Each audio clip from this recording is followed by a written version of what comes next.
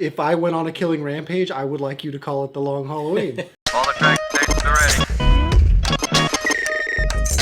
Batman the Long Halloween takes place after year 2? Or is it year 1? I don't know. Well, Batman is a fairly new superhero, right? He's got a little bit of experience, 1 or 2 years. He is working with the Gotham Police Department to solve crimes. And somebody's going around killing all of the mob henchmen in Gotham. And Batman teams up with Jim Gordon and the district attorney, Harvey Dent, to figure out who is killing all of these mob henchmen. And everybody is nicknaming this serial killer the Holiday Killer. But the series of killings is called the Long Halloween. So it began in Halloween, and ever since then, every holiday that's come, he's killed another. Yeah. Right? So they call him the Holiday Man because he hits during holidays. They call him the Holiday Killer, which doesn't really sound cool. I do like the sound of the Long Halloween, and I'm like, oh, that's cool. If I went on a killing rampage, I would like you to call it the Long Halloween. Right? But I wouldn't want to be called the Holiday Killer. Yeah, or just Holiday. Yeah, or a holiday. So Batman. So what I like about this comic, and I'll get into what I like first because there's a lot I don't like, but Okay. I know. Okay, look, I read year 1, and year 1 was awesome. I like the story. I like the art. In this one, I'll get into it in a minute. But what I liked about this one was the overall mystery and Batman as a detective solving crimes. Because now he's an actual detective. He's still learning, it's obvious. Yeah. But now he has a relationship with Gordon, with the police department. They're no longer after him, right? Like in year 1. So yeah, I like the detective aspect where he's solving a crime rather than just punching bad guys in the face, which he definitely does. But we're trying to solve a crime.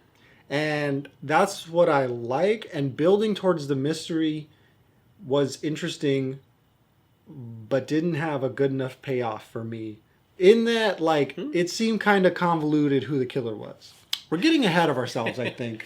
Let's take a step back and let's talk about just the artwork for a minute, because the artwork in here is kind of like exaggerated and not anatomically correct. Like, Batman has a ridiculous number of muscles, like, just in his bicep. Like, his bicep has muscles coming out of muscles for no reason. Whereas in year 1, the other comic we read, it seemed proportionate. I liked that style of art because year 1 had simple artwork, and you could see that he was a human and he was doing, superhuman things, even though he was a human. In this one, he seems more like a caricature, along with all of the bad guys as well. They all seem like if you went down to the boardwalk and somebody had like made a caricature of you, and it's like a big face, and you have like a you know what I mean? Like your skateboard or your football in your arm or something, and you look ridiculous. Like, that's what most of these art pieces look like to me. Like, they just look like ridiculous caricatures. Except for Batman. Batman always seemed to be like very dark, and he represented the Long Halloween better than all of the other comic book villains that pop up randomly. Talking about the muscles reminds me of Batman Returns. Is that the movie with the fake muscles and the suit? There's muscles built into the suit. Maybe it was that, right? Wasn't in his actual physical form. Because they do show him as a regular civilian, and he looks just like another dude, right?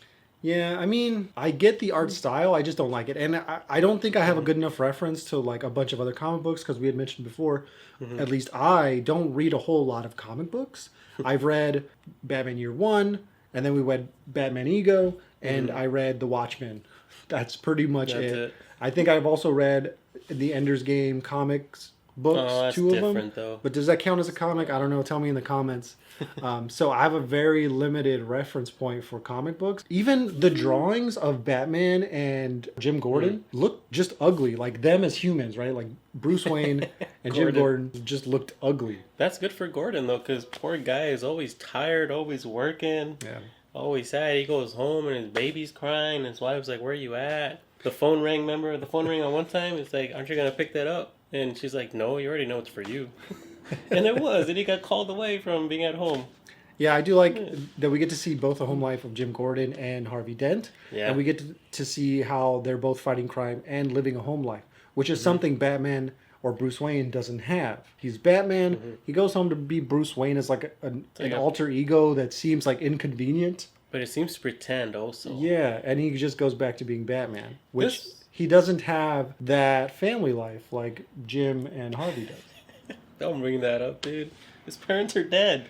Well, no, that's his parents, okay? He could have like had a wife and had a kid like Harvey and Jim Gordon did, right? But he just chose not to because he's fighting crime. No, I'll just say, because I've seen a lot of memes where he mentioned family and he gets like a teardrop, you know? Oh, God. But aside from that, at least on this comic, they do show he's kind of in a relationship with Selena, and you get to see, I don't know, it seems like they know each other. They don't say it in the comic. Oh, they know each other in real life, IRL, right? Like, yeah, in real life, they know each other's identities, and they work together to fight crime, though she has her reasons, and we all know Batman's reasons. Yeah. But it's just interesting watching that. One thing I thought was interesting is just Catwoman is like in heat or something throughout this comic. She just keeps flirting with Batman, flirting with Bruce Wayne. Catch me, let me take you places. I know what to do. Yeah. I could show you the world, like Aladdin. And he's just like, I'm cool. I'm cool. I gotta fight crime. I made promises to my dead parents to fight crime here in Gotham. I can't leave with you. So my other two reference points is Batman Year One, which has that 70s neon kind of vibe to it, even though it's still kind of dark, right, and gothic. And then my other reference point is Batman Ego, which is a lot more like intense and really cerebral because it's Batman's like inner ego coming out, and it's like really dreamlike and kind of scary. Whereas this one, again, is just kind of like seems like it's embodying maybe that like early 90s comic book aesthetic where everything has to be like overblown. I feel like sometimes it plays well with the story because the artist really brings out certain features of the characters on the page. So sometimes it works, but I feel like it just didn't really work for me. Like it just seemed like that dude's daughter, what they call her, the Giant or something. Oh, yeah. Man, it looked like she just had she was tall and big, but with tiny legs. Yeah, exactly. Emphasizing like her bulk upwards, right? But for some reason her legs are tiny. Yeah. So, and then I feel like this comic book was written for Batman comic fans because we get like a collection of different comic book villains that just show up out of nowhere. Oh, at the end. At the end and through the series. At the end, it's good though. I guess. Let's not get to that crazy ending, which not a crazy ending, but just crazy twist, I guess. A lot of Batman fans or people that follow Batman, you know the villains as Joker, Two-Face, that crocodile guy, whatever. You never really hear about his main nemesis being the mob. You know, gangsters. Sure, he fights them like Spider-Man, but that's side stuff. And those are the main ones. So I think that the reason they bring them all towards that, like at the end and throughout the comic, is because you get to see the transition from the mob family being the main ones threatening Gotham to these psychos and supervillains coming out to really challenge Batman. And I like that idea how Gotham is going through this transition phase from old style crime to new style crime. I feel like the mystery or the murderer doesn't really sell that idea very well, especially when you get towards the end and you figure out who the murderer is. Oh, the holiday killer? The holiday killer. It doesn't feel appropriate to that transition. Like, okay, spoiler alert, we're going to give away the ending just so that we can talk about that twist ending. If you haven't read the comic book yet, you've had 20 years to read it. Pause this video, go read it, come back. Or watch the movie. There is an animated movie called The Long Halloween, Part 1 and Part 2. Yep, no words involved. So at the very ending, we find out that Alberto Falcone, the nephew of the Falcone or the mob boss Falcone, is the killer. But then with a twist, we find out it was probably Gilda, which is Harvey Dent's wife. But also, and then Harvey a triple Dent twist. Himself. We find out it's probably Harvey Dent. So it's actually 3 people. 3 holiday that killers. Are the killers. Which, fine. But I feel like if we're going through this transition phase from old style criminals to new style criminals, it should have been a new criminal that's coming to light. Well, and instead we're getting the mob family killing itself off, basically, right? With Alberto Falcone killing off his family. It's really just the mob family killing off themselves. Then Batman doesn't even really win at the end because Harvey Dent is essentially murdered, right? He becomes Two-Face. So not only do we not get that nice transition from old to new because the mob family kills themselves off, Batman also loses at the end. And I'm going to challenge that thought for a little bit. Okay. because you do get to see a transition between that holiday killer. He's not just killing. Well, he is killing just the mob family members, but the main boss, he can't find the holiday killer either. So he starts hiring these new villains with special abilities. It was Riddler and somebody else. The Poison Ivy, the Mad Hatter, and Scarecrow. Yeah. And he kind of like forms this think tank of all of these villains. Yep. So you get to see that the mob boss doesn't, or the mob itself doesn't work anymore. They don't cut it. Oh yeah, that's a good point. Like they have to go to the supervillains. They have to go to the supervillains, and that also helps with that transition.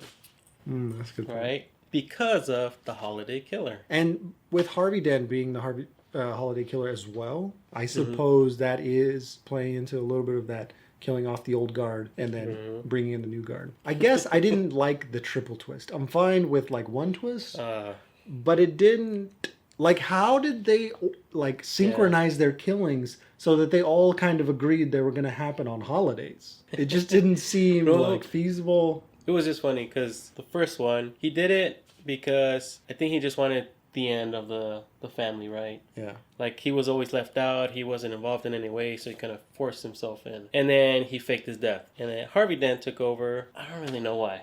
They don't explain why he took over. But his wife took over because she wanted to help him speed this up so they could be home together. She's like, hurry up, let's just kill all the people and be done with it and then go back to our happy lives. Which resulted in just more work. Right?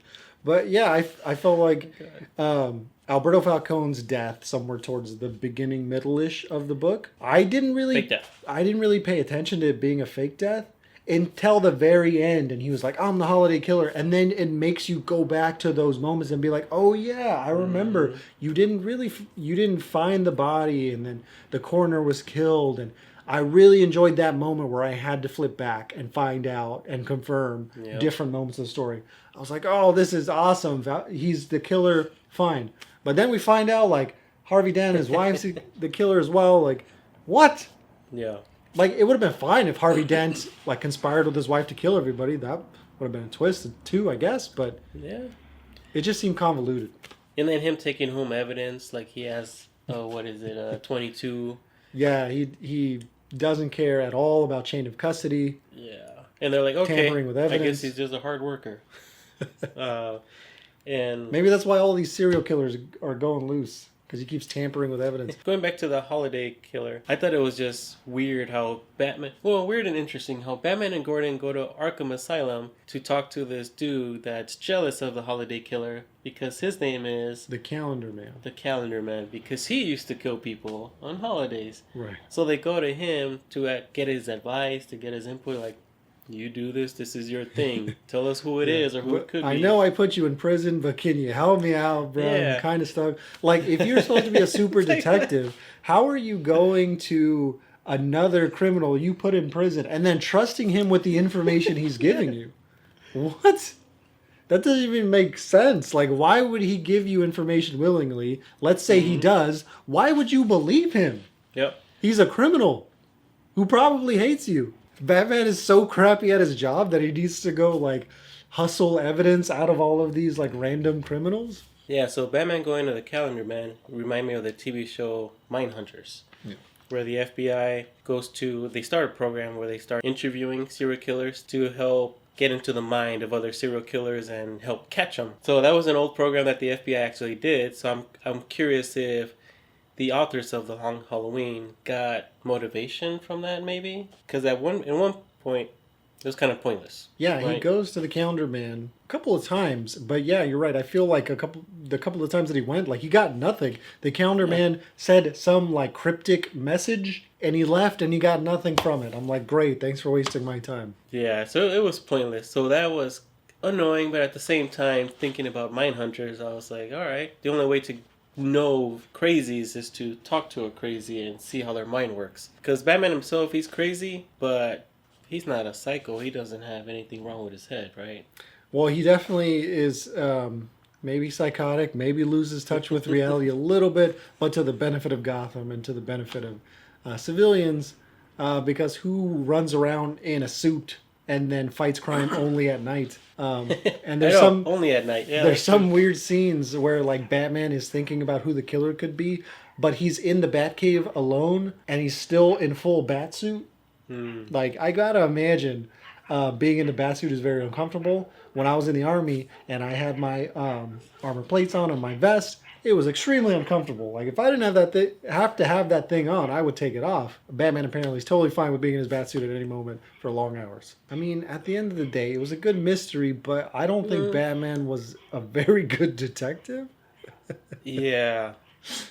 But what's interesting is that this was made into a cartoon as well, an animated cartoon. I think you watched it, right? Mm-hmm. It's pretty similar. It's kind of goes page by page. Everything's the same. It's like some scenes are slightly different, but everything is the same. It's just really dark, and I had to turn it off actually 3/4 of the way through because I have 2 young daughters, and there was a lot of shootings and people dying. So they were like, "What's going on? Why is he dead? Why did he kill him?"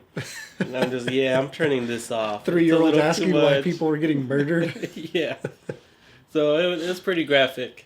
I think you didn't want to answer those kind of questions? No. So I watched the new movie from director Matt Reeves, and Matt Reeves had said that Batman Year One, Batman Ego, and The Long Halloween were 3 comics that he liked and directly influenced his take on Batman. And when I watched that movie, I could definitely tell that there was an inspiration from those 3 comics. You got the dark and brooding Batman from Batman Ego. You got the Batman who's trying to do good in Gotham but is trying to figure out how from Year One. And you also got the very good mystery, serial killing mystery from The Long Halloween. You get those 3 ideas together in the new Batman movie. And I think it's done really well. I enjoyed the new Batman. It's definitely a different take and an interesting take, but I can see those inspirations, which is interesting because a lot of times when directors say, oh, I'm inspired by this or that, you could barely even see what they were talking about. Where in Matt Reeves' Batman, you can actually see those inspirations. This is the end of our comic book review for the Batman. We were going to do 3 for the new Batman movie by director Matt Reeves. I think I enjoyed the first 2 comics better than the third, but altogether, I think it is very interesting, and I see why people are so devoted to the franchise. All the tracks